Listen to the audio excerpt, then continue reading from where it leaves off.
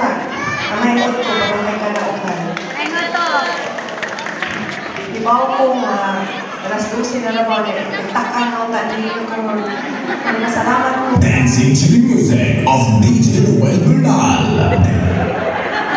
Pero pasalamat ko nga, mas kitaas na ang adlaw, panahon na paniluto ko yung hapon mo sa para pagtangkong mo sa akong pagpundo, kung hindi ako ibay sa orang iwan.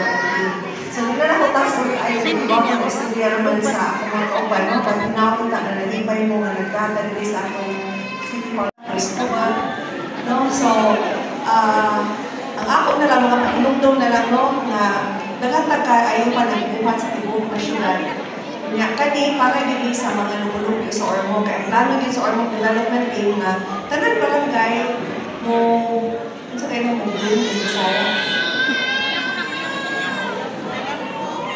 kung sa buwang pa mo bukan ba. So I ask you all members dili or mga lumulog sa barangay Kadaukan, you have to support your officials. Suportaan ninyo ang inyong kapitan, ang inyong mga kagawad. Kaya sila, muna inyong mga timog. Sila ni ang mga sa City Hall para pag-istorya sa inyong mga kuhantan nila. Now, every budget, matang taon, puno din sa barangay Kadaukan. Inyong mga officials, mo identify kung sa inyong priority project. Kung saan hindi ka-identify ninyo ang barangay solar and sa inyong DF sa inyong barangay, but sa gihatag sa syudad is the barangay hall. So puhon-puhon, naman kita kahit nga budget para sa inyong barangay hall, mulindot na inyong barangay hall, and then for the 2025 na budget mo, identify na sa lusa ang inyong kapitan kagawad based sa inyong panginahanglan. So karon mga painundong lang na ang Ormoc karon ani kita sa stage na taking off pa. So nagtika nindot na, but dili na kita po wala ang inyong suporta. So that is why we ask every member in every barangay na kinahanglan invested gyud mo sa pagpanindot sa syudad. Kung sa may inyong mabuhat as citizens, dili man kinahanglan na kamutanan mahimo mong kapitan or kamutanan mahimo mong kagawad para mo makatabang sa Ormoc.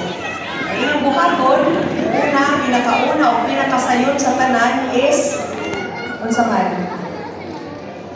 Ha? Kinahanglan kamutanan mahimo mong mga marites. Kamu may magbantay sa inyong barangay. Tanawon ninyo nga walay musud na magdaog samok. Tanawon ninyo ang inyong mga bata safe. No? Isang sa kamot diri ang mga marites. Kaming tanan. Bata ang isang sa kamot. Sakto na. Because the reporting system is very important. Para lang mahibaw kung sa ka-importante ng pagkamarites, no?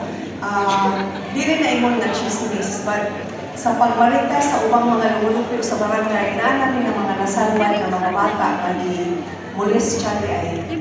Nandini ko kita ulibawan, huwag yung sumpo. Na ay mga adik na nagkakpan. Na ay mga layo, hipo na nasakpan. No, so kamo, ayaw din mo pag-relax talaga, pero mo ranain na siya. Pero dili tingali eh. No? Kung na gani mo, mas may na alert mo. Hindi ba yung mura man siya o terorista.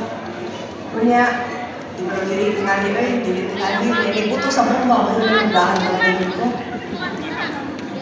Mas bali nang nakan na yung makita na dili mao, isulti sa inyong barangay officials, isumbong sa police. Kaya importante kayo na we are vigilant, no? Kaya ikaduha, natay dengue outbreak.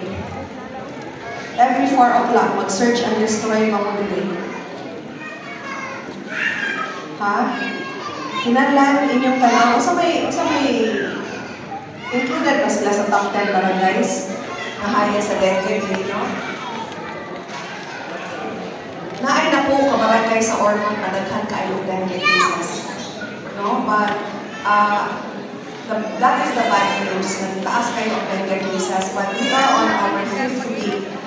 Sukad na naghimong taong task force. In our meeting, mga 2 days ago, because sa initiative sa LGU, sa City Health, naghimo ta og mga measures muna kada alas 4 na ato mo'y kalihukan diri nga una ay mga tubig nga na ay mga panglabay din pag-isulti mo sa barangay.